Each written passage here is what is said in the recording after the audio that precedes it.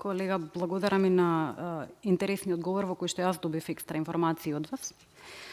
Велите дека со оваа одредба имаме позитивни ефекти кои што се стимулативни, како што и всушност е опишано во воведниот збор на законот прв пат кога е гласан во 2020 година, вика соодветни мерки за стимулирање на младите лица.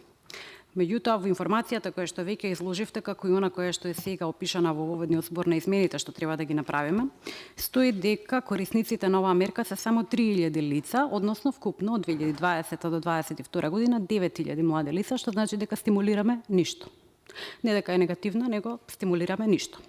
И сега вели, за овие млади лица од буџетот на Агенцијата за вработување на Република Македонија се исплатени за 3 години 120.000 денари годишно, што значи дека истата сума се предвидува и за наредните 3 години. Така, годишно по 120.000, тоа се 360.000. Стимулативниот ефект го немаме и не знам како видовте дека има позитивен ефект од самата исплата, со тоа што немаме зголемување на бројот на млади лица кои што се корисници, ниту пак зголемување на сумата или предвидување на зголемена сума.